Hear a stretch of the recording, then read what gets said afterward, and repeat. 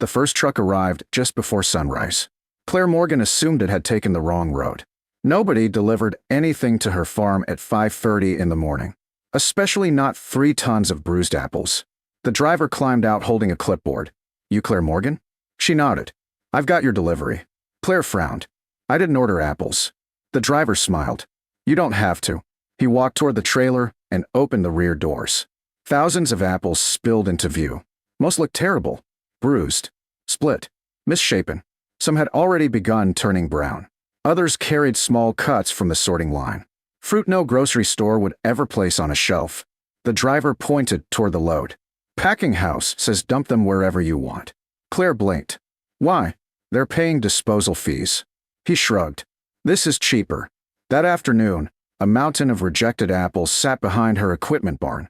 The smell of fresh fruit drifted across the property. Sweet, sharp, almost overwhelming. Claire stood staring at the pile.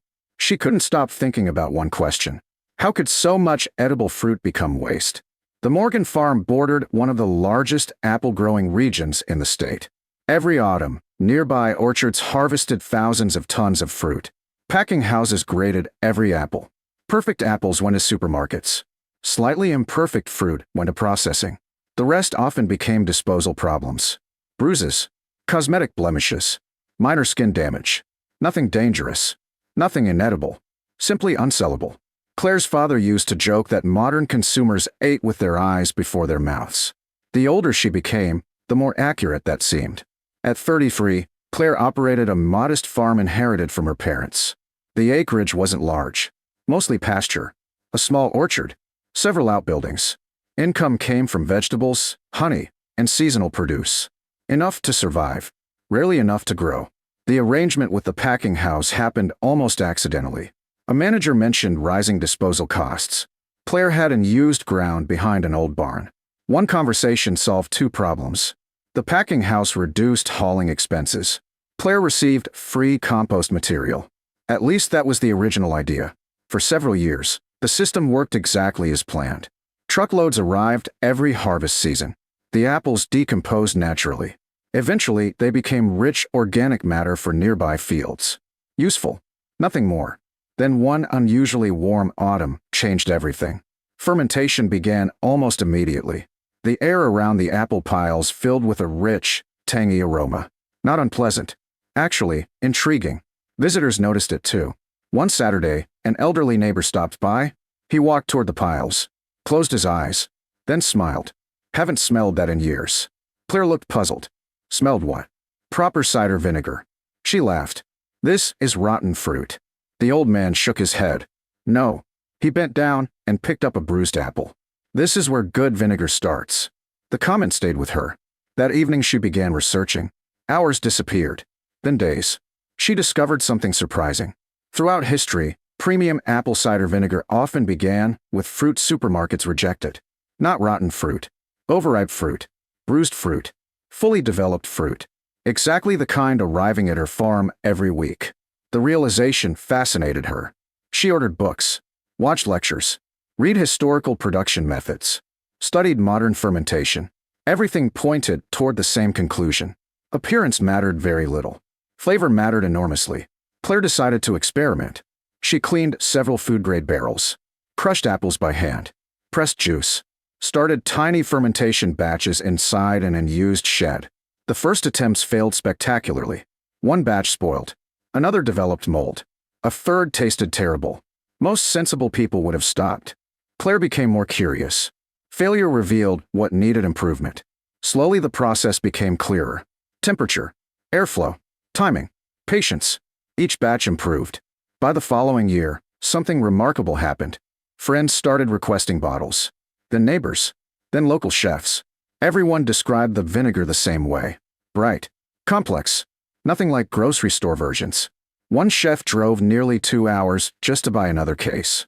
Claire realized she might be onto something. She converted part of an old dairy barn into a small fermentation room. Production increased carefully. Not quickly. Every barrel taught another lesson. The vinegar developed naturally. Months instead of weeks. No shortcuts. No artificial acceleration. The flavor reflected the apples, which meant every harvest produced subtle differences. Customers loved that. By the fourth year, local demand exceeded supply. Restaurants placed standing orders. Farm markets sold out regularly. Specialty food shops started calling. Meanwhile, truckloads of rejected apples continued arriving. Most people still viewed them as waste. Claire increasingly viewed them as inventory. The packing house noticed. One afternoon, the operations manager visited the farm. He expected to discuss disposal logistics. Instead, Claire showed him rows of oak barrels quietly aging vinegar. The man looked stunned. "You made this?" He pointed toward another arriving truck. "From those." Claire smiled. "Mostly." He picked up a bottle. "Read the label." Tasted a sample. Then tasted it again. His expression changed completely. "This doesn't taste like vinegar." "It is vinegar." "No." He shook his head slowly. "It tastes expensive." That single word made Claire laugh. The manager returned to the packing house. Within weeks, something unexpected happened.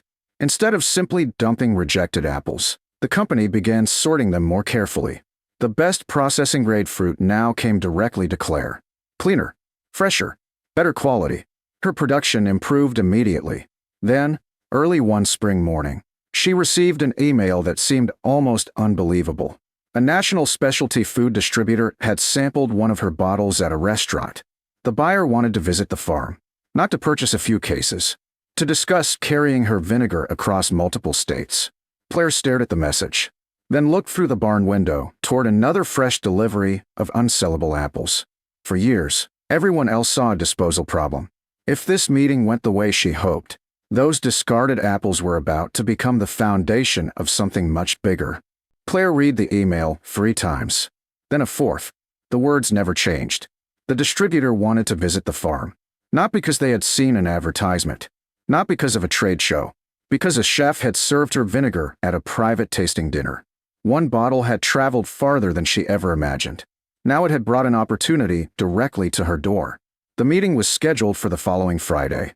Claire spent the week preparing, not by hiding the truth, by organizing it. The fermentation room, the pressing equipment, the aging barrels, the records. She wanted visitors to understand exactly how the vinegar was made. No shortcuts, no industrial tricks. Just time, patience, and apples everyone else rejected. Friday morning arrived beneath clear autumn skies. A black SUV pulled into the farmyard. 2 buyers stepped out, followed by a food quality specialist. Claire welcomed them inside the old dairy barn. Instead of beginning with finished bottles, she led them to the fresh apple deliveries. One buyer looked surprised. "These are the apples." Claire nodded. "They were graded out yesterday." The woman picked one up. "It looks fine. It tastes even better." Claire sliced the apple with a pocket knife. The visitors sampled it. Immediately, their expressions changed. Sweet, rich, fully mature. The only flaw was cosmetic. Bruises, scars, odd shakes, nothing affecting flavor. The tour continued to the production room. Fresh juice slowly fermenting. Oak barrels quietly aging.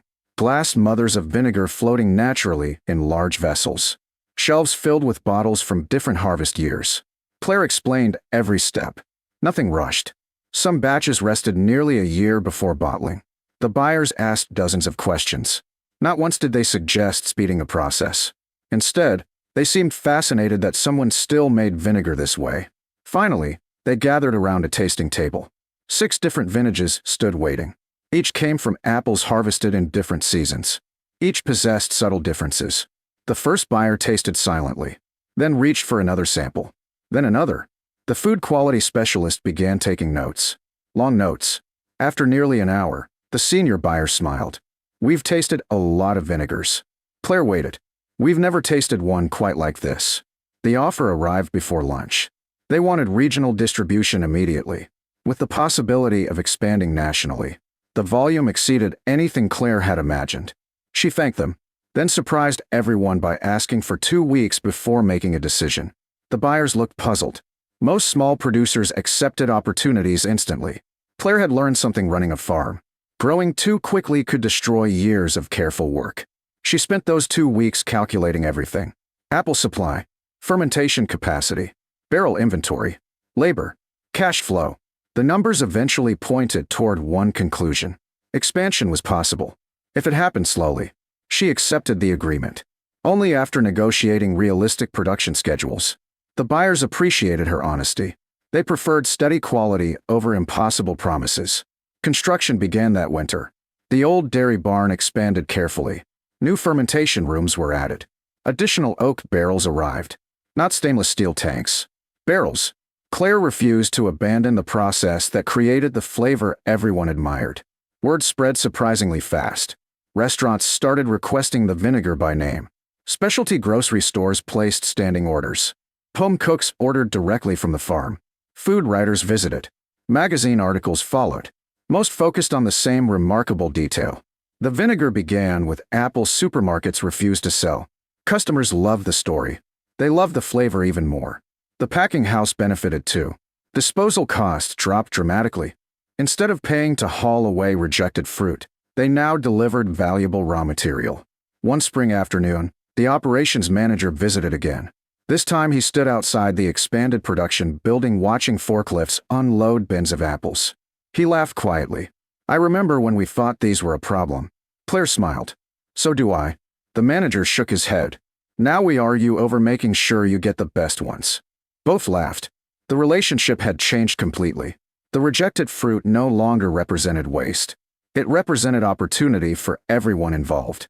As demand continued growing, other orchards began calling. Some wanted to supply apples. Others wanted advice. Claire welcomed both. She believed success multiplied when more people benefited. Soon several nearby orchards supplied specialty varieties. Each contributed unique flavors. The vinegar collection expanded. Golden Delicious, Winesap, Arkansas Black, Northern Spy. Customers started collecting different vintages the way some people collected wine. Every harvest became unique. Every bottle told the story of a particular season.